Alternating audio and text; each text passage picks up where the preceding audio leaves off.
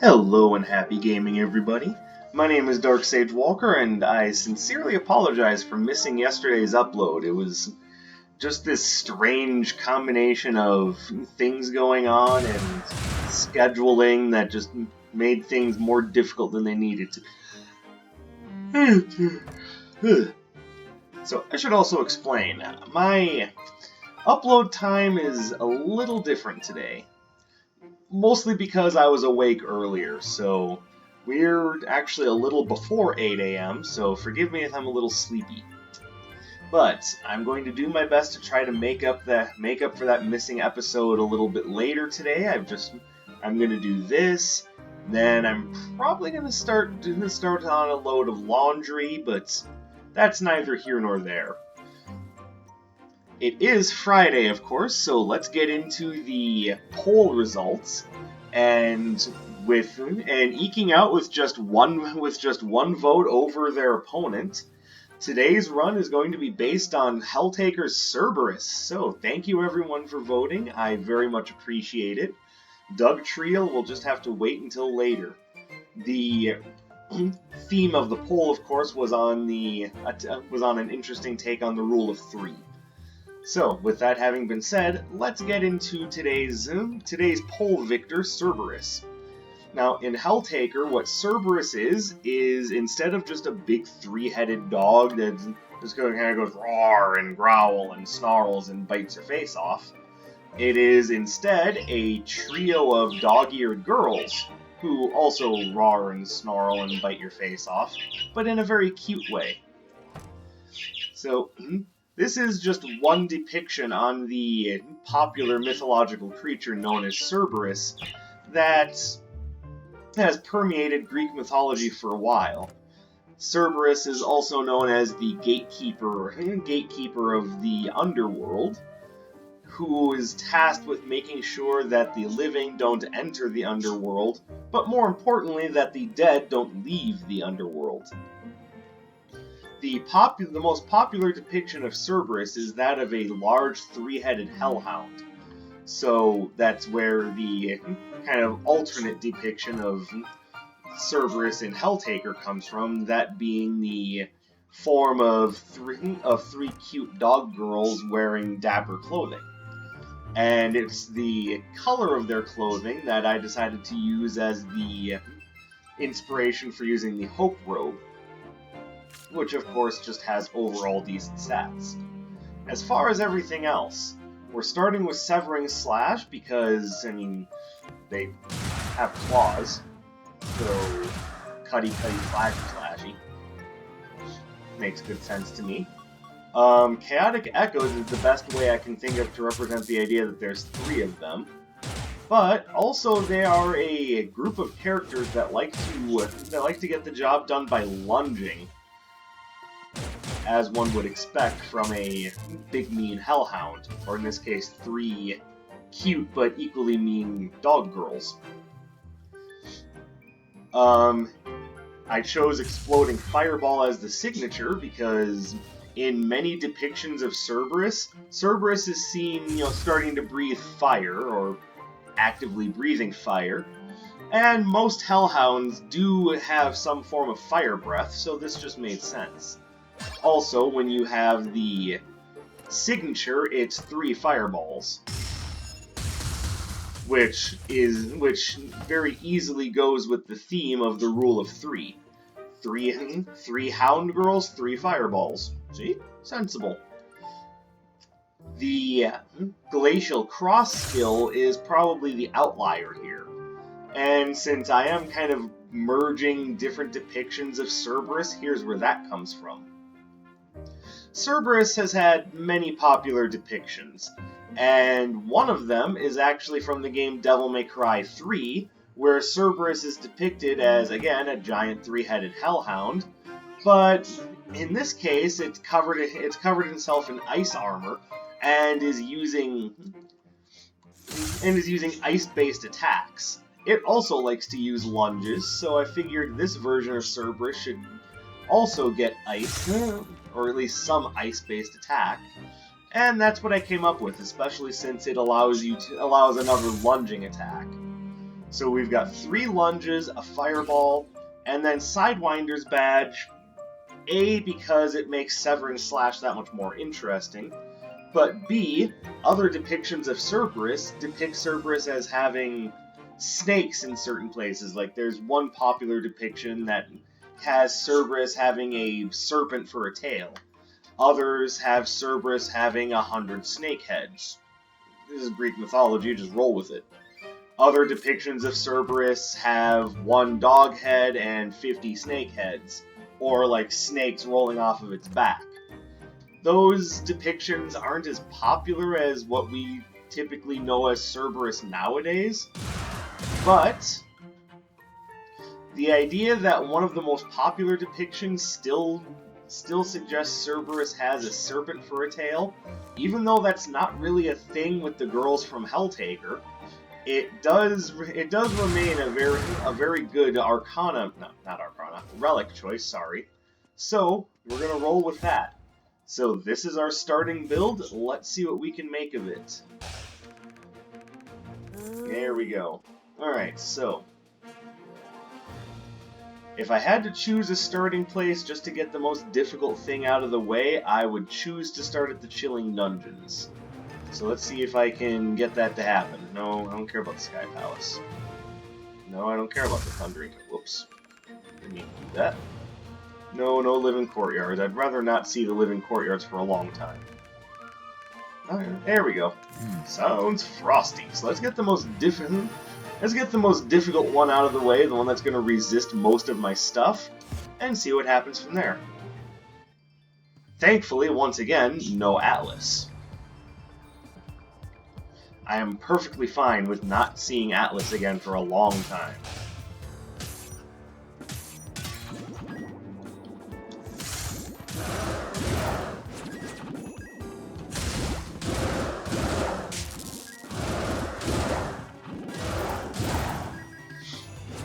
Here, intelligent use of lunges.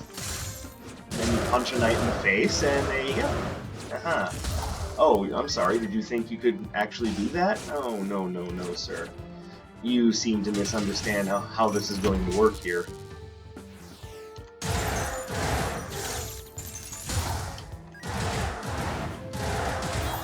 That's another reason why I wanted to start at the Chilling Dungeons, because if my ability to freeze with Glacial Cross is not going to work, I'd rather just get this done and over with first.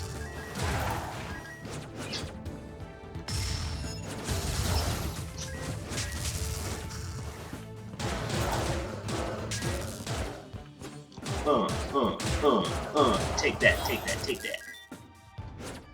Yeah, it's a very Cerberus thing, just dash around and slap the crap out of people.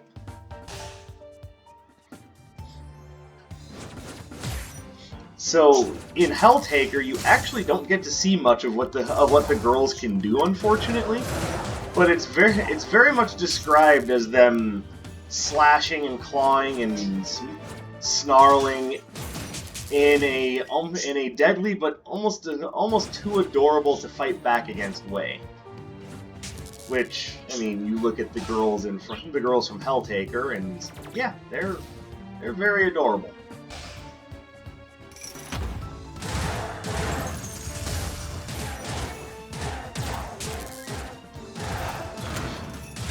Like, if I had to adopt a pet other than my birds, I mean, I don't know if that would be it, because I'm actually rather partial to things like guinea pigs. But I mean, it's a thought. All right, what do we have here? Well, I mean that's immediately helpful, but I don't know. What is this? Using Arcana of a different element reduces the cooldown of the previously used Arcana. Spicy. Since we have Arcana of all different elements right now, I'd say that makes perfect sense.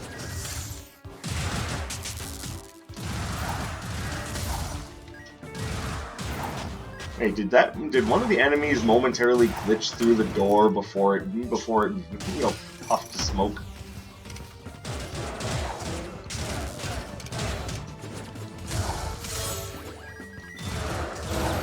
I see you there, Spike Track. I just don't think this is the right time for you.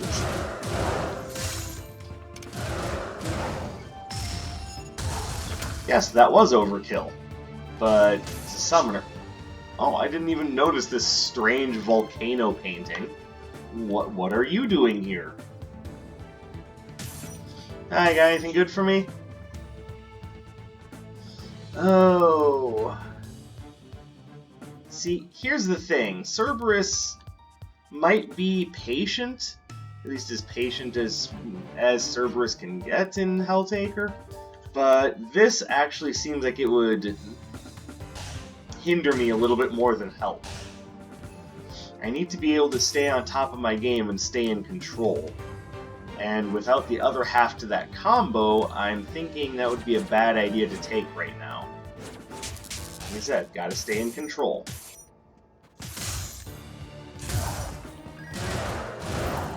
There we go. This is a very dangerous puppy. Oh, I lost my rhythm. I was gonna do it entirely through dash attack, but I ended up dropping the combo like an idiot.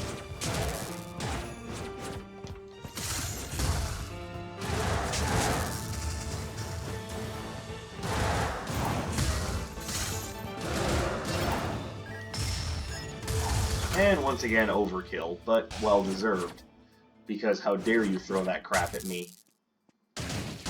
Iris, help me out. Oh, I'd say that helps. Yay! Alright, so the final strike is now significantly larger, which increases my control. And this explodes into a cone of ice shards. Beautiful!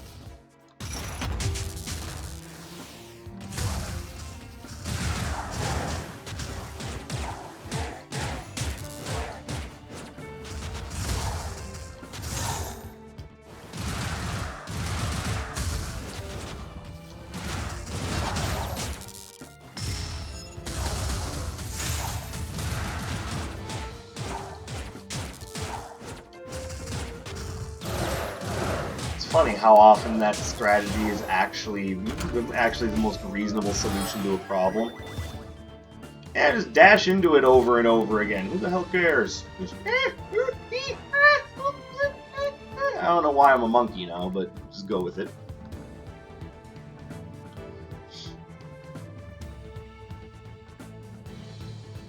So, the other places I could have pulled inspiration from for Cerberus. After doing a little bit of research, I realized that Cerberus is the offspring of the monsters Echidna and Typhon. Typhon being depicted as having a bunch of serpent heads as well, and of course Echidna being the mother of all monsters.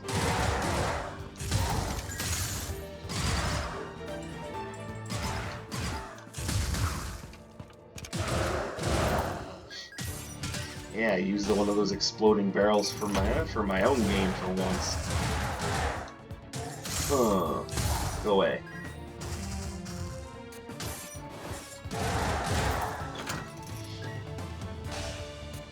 Now, one of the things I like about Severing Slash a lot is that you really don't have to use the charged attack all that much. It actually functions very well just being a decent base attack.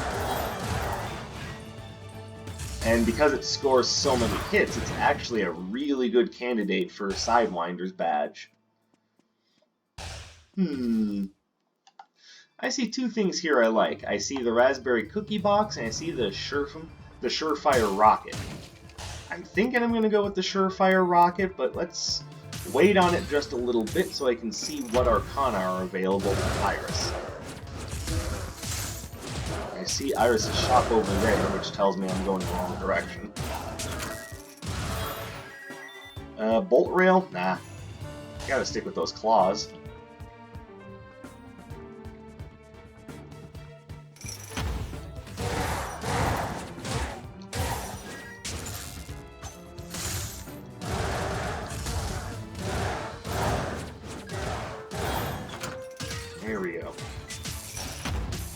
So many battle rooms all at once.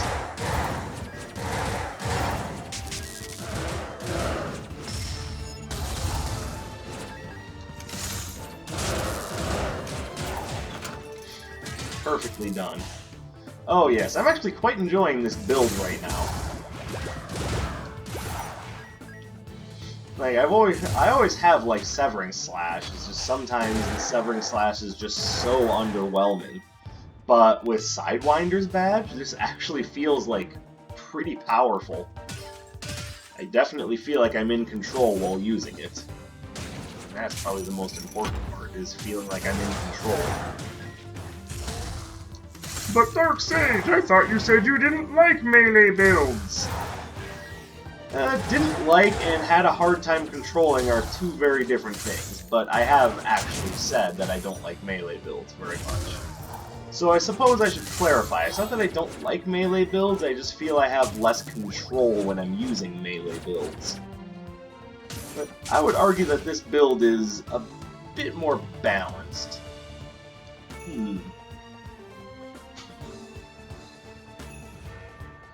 So, we've used Fadeaway Rhythm a few times before. I feel like Shattering Strike is a good option to have.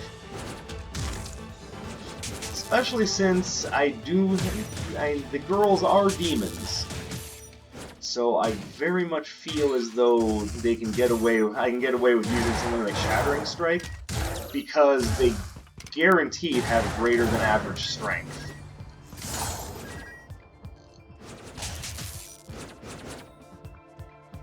I mean, they are essentially a hellhound trio after all.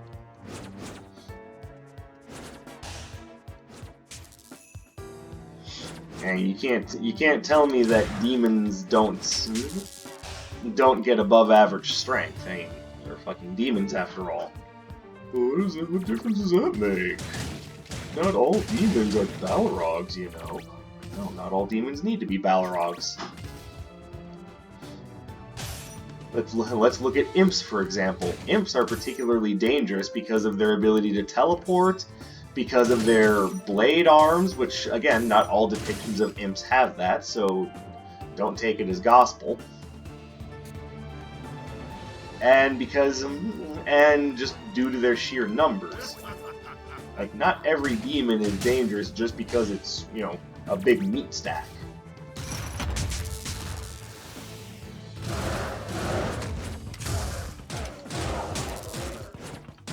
Some demons are dangerous because they're magically inclined, some because they're quick, some because they're seductive and dangerous. Dangerous isn't the word I'm looking for, but hold on, let me rethink. Charming, seductive, enchanting, I think, is more the word I'm looking for. I am, of course, talking about a succubus.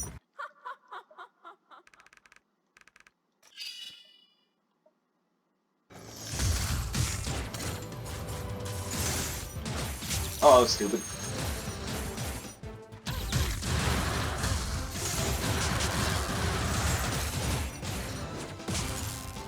Oh, no.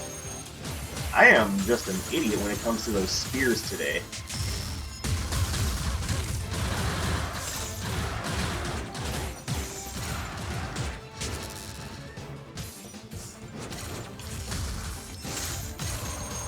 Screw your stupid perfect storm. You bitch. Admittedly, I went into that just balls to the wall, just charge in head first, smack her as hard as I can, ask, you know, be careful some other time, because who gives a damn. So, there you go.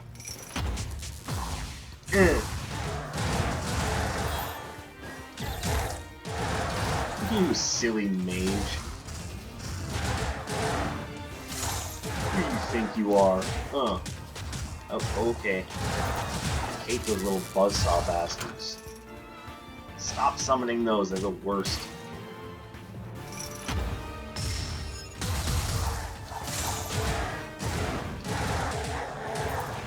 There you go. See how good Severing Slash can be? You just have to have the... You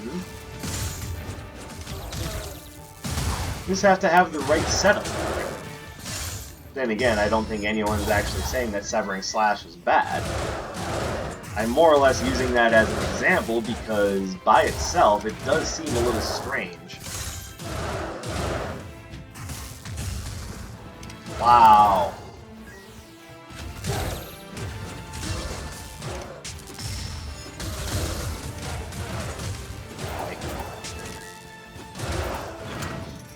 There you go. That's the girls working together as one. I thought it was just chaotic echoes. Shut up, there's 3 of them.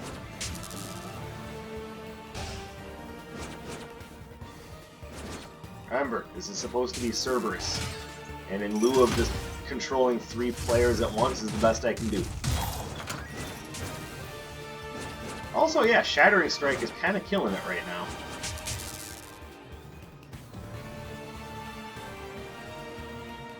Do I dare take a risk on Tiny Crocodile Heart?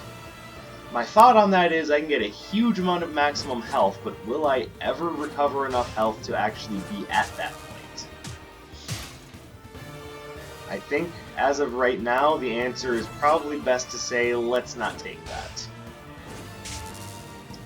I have a hard time thinking I'm actually going to regain that much health without buying a bunch of health potions, so if I am going to take Tiny Crocodile Heart, I want to make sure I have at least some decent method of self-healing first. Hold on.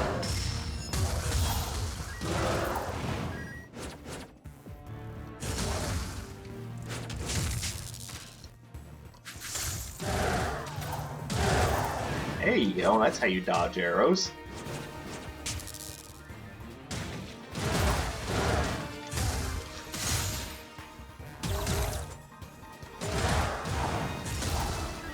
Okay, so my fireball wasn't back yet. Slightly ikiku akapa pepipa papa popo. If you understood that, you are a better linguist than I am. Already proven by the idea that you don't just break down into random gibberish because your brain decided, who needs to worry about that? Can I justify dynamic disarray with Cerberus? My brain is telling me no, but my heart is saying, worth a try. So, are there any depictions of Cerberus that use lightning? It's actually a really good question. What I was reading didn't give me the idea that there was ever a Cerberus that used lightning, but let's see here. Are there any depictions of Cerberus that use lightning?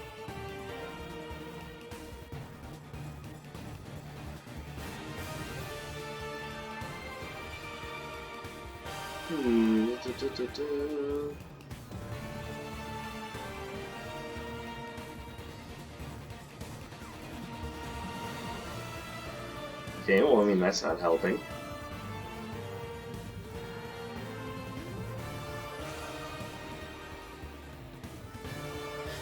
So what I'm getting is a lot of things about Cerberus as it appears in Percy Jackson and the Lightning Thief, which, you know, if for some reason you just can't get enough young adult fiction, there you go, but I think I'm just going to play it safe and say, that's a restriction I'm just going to have to uphold.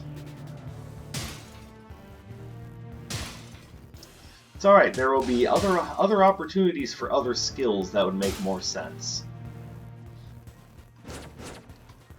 I've already been this way.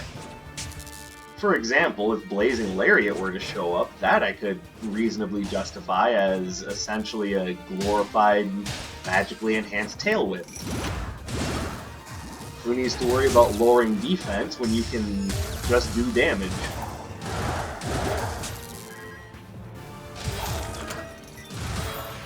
Dark Sage, was that a Pokemon reference? Yes, it was. Thank you for noticing.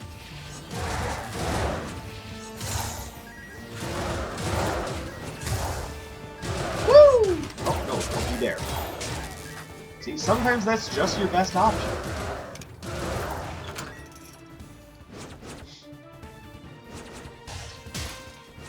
It's amazing, and with one little change, I found...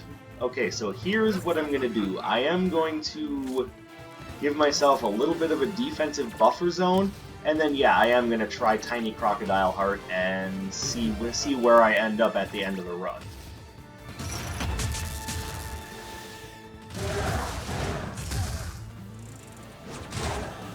What made me change my mind is the appearance of the Catalytic Vial.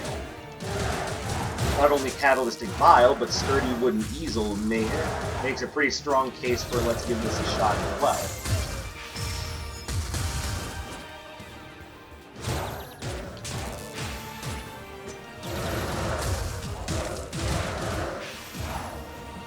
Woo! You go, girls! So, let's see what amount of health we can reach by the end of this run. Maybe by the end we'll have enough health to justify the idea that there's supposed to be 3 of them.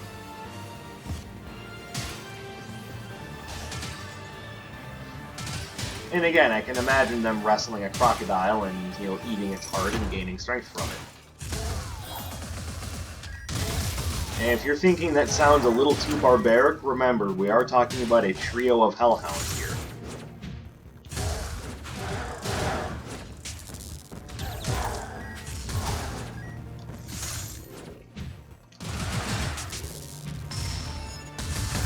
There we go. We're already up to an okay amount of health.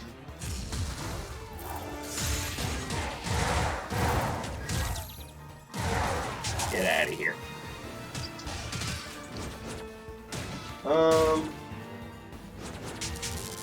What does it mean by enhances my dash arcana? Oh wait. Enhancing is a mechanic in the game. They don't just mean, increased damage. Though I would appreciate just an increase to the damage of my dash arcana, not gonna lie.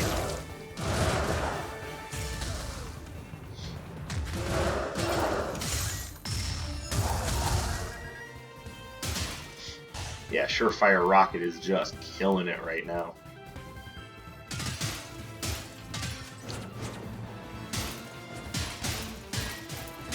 By the way, so as long as I have Devil May Cry on the brain, I am very interested in what you guys think about the Devil May Cry series, because I've been thinking about this, and for Lord only knows whatever reason, I have yet to play Devil May Cry 5, and with whispers on the wind of there being a Devil May Cry special edition, fuck my life, Devil May Cry 5 special edition, I haven't even played the original Devil May Cry 5, so maybe there's some interest in seeing a different genre of game being played on my channel for once. Maybe you guys are interested in a little bit of character action game. Fuck it, it's a spectacle fighter. Maybe you guys are interested in a little bit of spectacle fighter action? Because I've also been meaning to go back... Oh, I hate this one so much. Let's just get this over with. Yeah, that's exactly what I meant to do. See, because it threw you off. It subverted your expectations in a way that gave me the advantage in that fight. See, it wasn't just pointlessly dashing into a pit. It was... I did that strictly because it subverted your expectations. Darksage, it sounds like you're making fun of Rian Johnson right now. Oh, really? What was your first hint?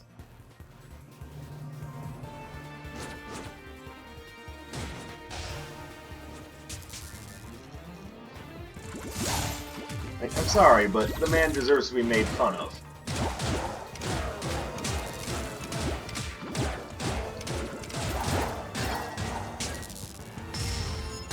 Like, strictly because of what he did to Star Wars, I refuse to watch any of his other movies. That includes Knives Out, which, even though I keep hearing rave reviews about it, I have to wonder if those are actually rave reviews from people who actually give a damn about movies. And are they more so just shills who are like, yeah, Rian Johnson movie? You're really gonna drop your own pretense of what is and isn't a good movie just to stand on the altar of Rian Johnson? Ryan, roundhead, subvert your expectations, Johnson? Come on now. Yeah, none of those make any sense.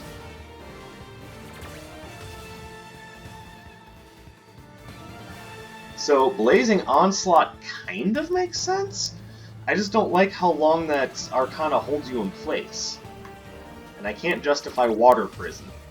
I mean, I can, using the whole Devil May Cry 3 thing, but Cerberus is more so known for using ice than water.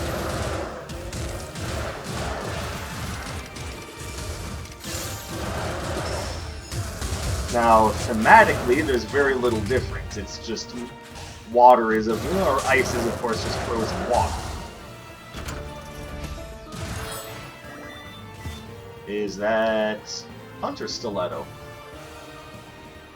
So, using this, what I can do is freeze enemies, is that there is a status effect, and then hit them with the fireball, which should do more damage than usual while they're frozen. See, I have a plan, and just randomly pick it up just because I couldn't remember what it was. Okay, there was a part of me that was thinking, is this Hunter's Stiletto or Mercenary's Dagger? And I'm happy it was Hunter's Stiletto.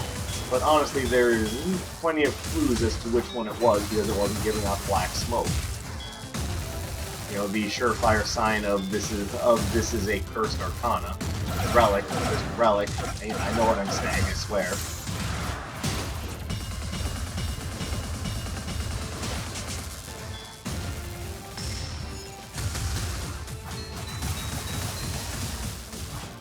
And now they're going to do the ultimate, otherwise known as the dash around randomly and not make any sense. Young people in a nutshell, am I right, guys?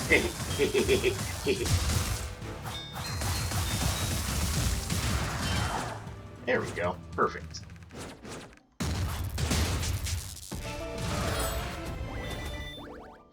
Maybe that's what Juno and Summon are all about. They're all about youthful energy and defiance.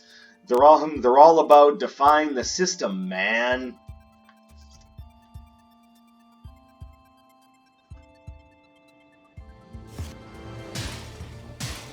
Well, I do have to wonder with the previous youngest being Zeal. It makes me think about how old is Zeal and how does that compare to Juno and Summon? We'll definitely take Jade's Chakra Locket. That is just another form of healing, and it's a defense boost.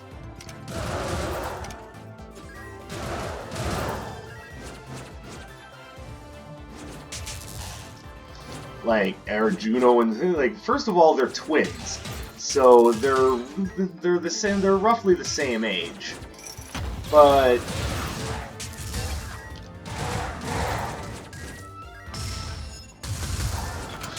is that age younger or older than Zeal? And in the case of both characters, what must they have done to get the recognition and respect of the older maidens? These are things I think about because, you see, I'm very interested in character development.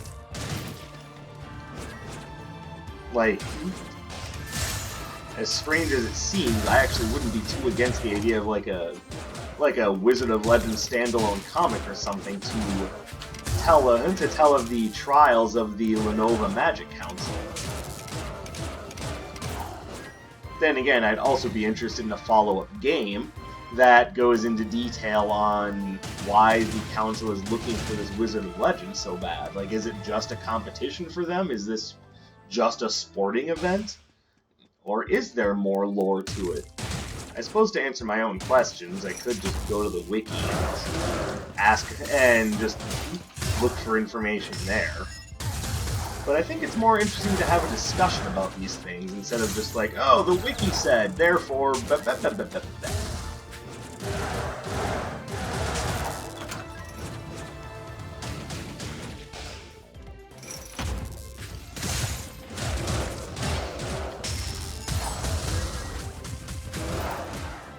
Ow.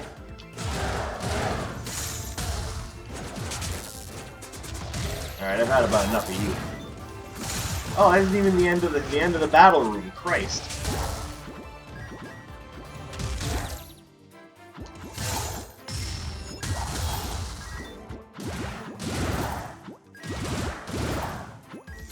Get out of here.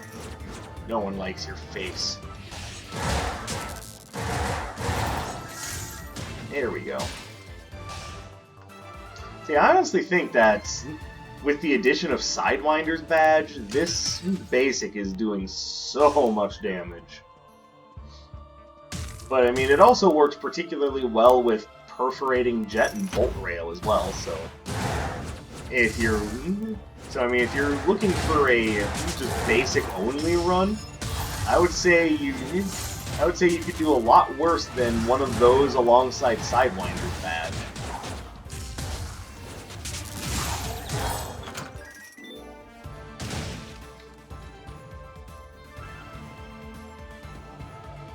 Now, see, this is kind of what I was saying when I was saying I don't, or what I was thinking when I was saying I'm not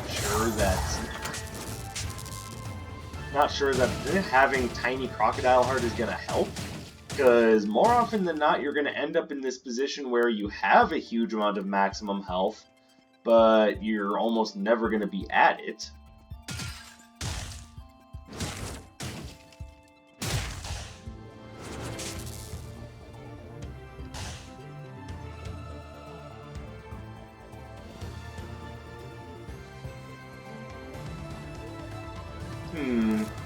Is it worth picking up Supply Crate now? I mean, honestly, I don't see it not being worth it.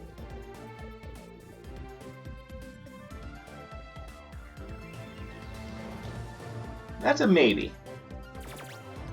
But let's make my clothing nice and shiny because, you know, dapper outfit and all. To be fair, everyone in Helltaker is pretty impeccably dressed. Even right down to the Satan apron at the end.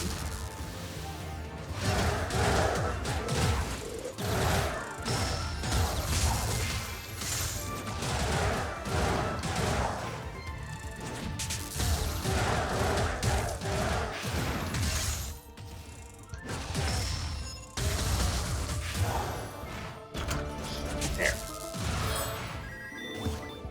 You're the worst strafe archer. And now I can't afford the electrifying smock. Oh no! And I don't want Cabby's citrus candy because the ball lightning that it shoots has way too much knockback. Pretty sure I've made that point before, but if I haven't made it at all relevant before, I'm gonna make it relevant now. It has too much knockback. It's gonna knock enemies out of my combo range and therefore just lead to all sorts of confusion.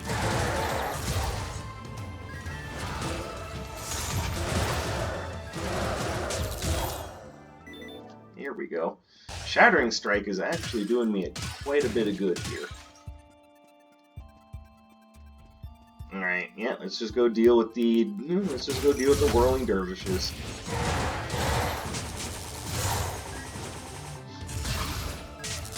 That actually gave me, seeing them actually reminded me of something. So, in the version of Dungeons and Dragons we're playing, there's that volcano again. Sorry, I might have some form of ADD considering how easily distracted I get. But I just had my Lightning Elementalist, so we did get to play this week. I didn't really go into any real detail on that because yesterday was just such a weird day.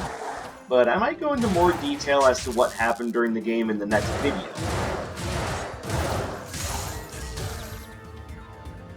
Come on, boys.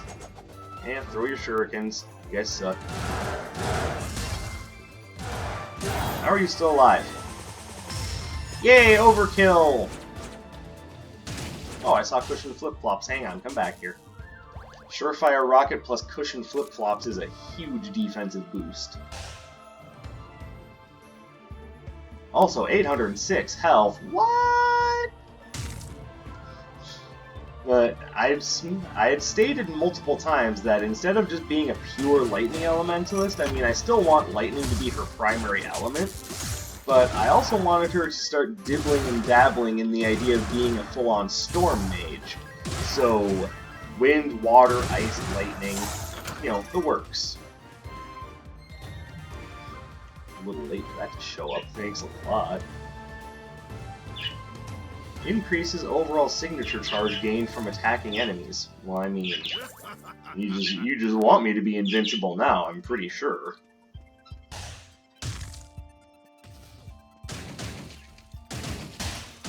I just realized he's wearing an Amulet of Sundering, and he's carrying a pickaxe. Could this perhaps be a character from Undermine? He escaped his life as a peasant and went to Lenova to find a better life for himself and his family. He's like, screw this business. I don't get paid enough to work in a mine. So instead of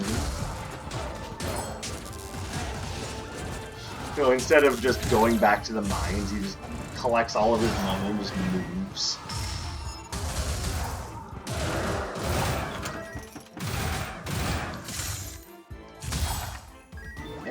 Looking good. There's the boss chamber. There you go. There's no way it's canon because I know Contingent 99 didn't work on Undermine, but it's canon now. I just decided it's canon. Cremire is from Undermine.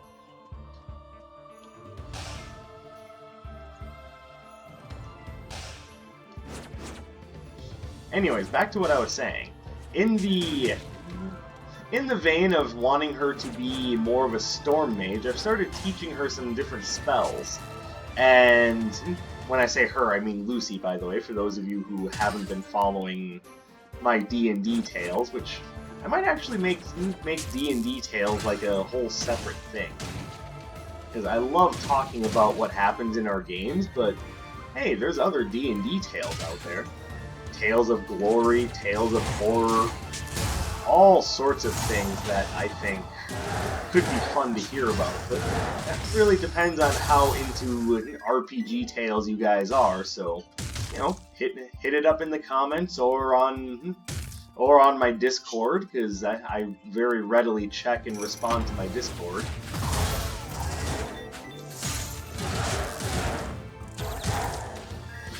And we can go from there. If you guys are interested in RPG tales, I'd be happy to provide, as I'm very interested in what people come up with in RPGs. It's one of the reasons I love Dungeons & Dragons so much.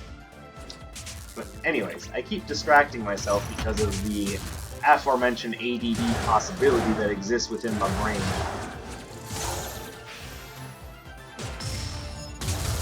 I've never, tested that, but I mean, I can see myself having some form of ADD. My attention gets distracted almost a little too easily at times. Okay, Archer.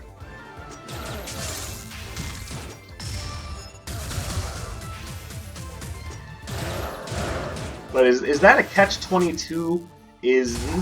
Is it not possible for me to have ADD because I mentioned the possibility of having ADD? Cartographer's Quill, you're a little tardy to the party, sir. So, I mean, yeah, I can get rid of that whenever I want. Huh, somehow I managed to actually get up to that new maximum. So one of the spells that she has is Call Lightning, which some of you are going, but that's a priest spell! So to explain, for characters that specialize in an element, we have a rule of you can use off-class spells so long as they pertain to that specific element.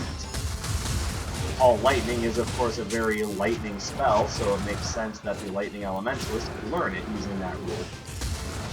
I don't know if you guys have any sort of homebrew rules like that in any of your games, if you have games.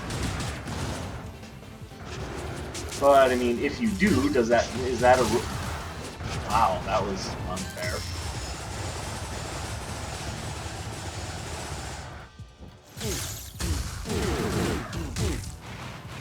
I missed. That's embarrassing.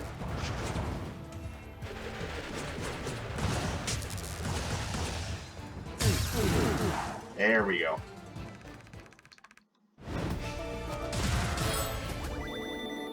Flame Strike? I can see it for Cerberus, I really can, but no, we're sticking with Severing Slash.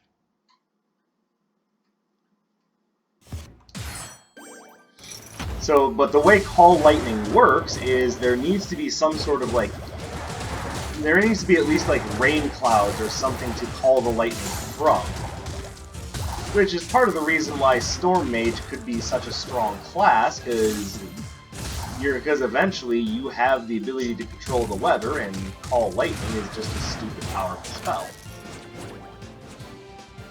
So one of the things that it says, at least in the second edition book, I don't know if this is still a thing in later editions, is that amongst the things you can actually call lightning from, you can actually call lightning from a wind elemental, or things of that nature. So, I just recently picked up the Dust Devil spell. It's strictly just a second level, like, tiny little, like, whirling dervish little wind elemental thing, kind of like the air elementals you see in this game.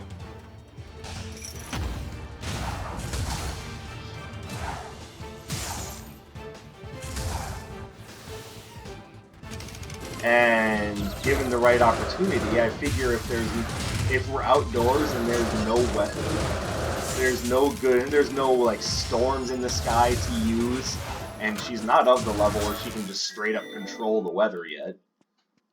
What do we have over here? Anything useful? There's Blazing Onslaught a second time. No, we're just going to be finishing this run out with only 5 Arcana. What are you? Oh, that's not really useful anymore. Without that.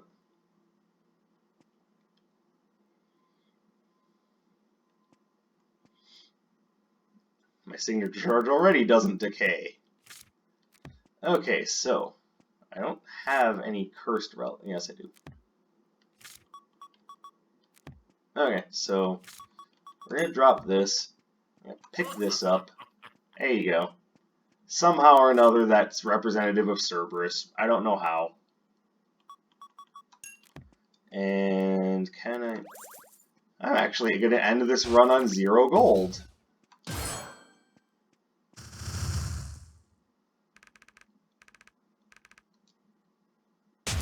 How rare is that?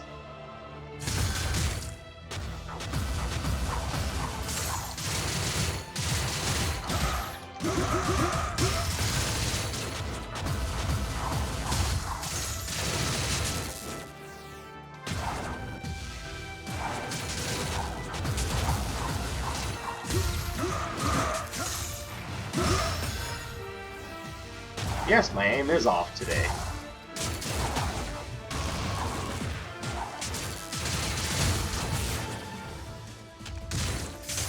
Oops. Like I said, aim is off. Oh, Severing Slash, you're doing so much damage.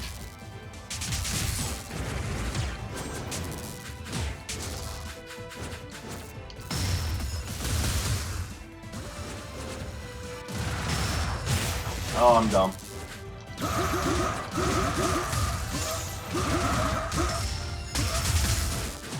Alright, you go, girls. You can do it. But there's only one of you. Shut up, it's Cerberus. There's 3 of them.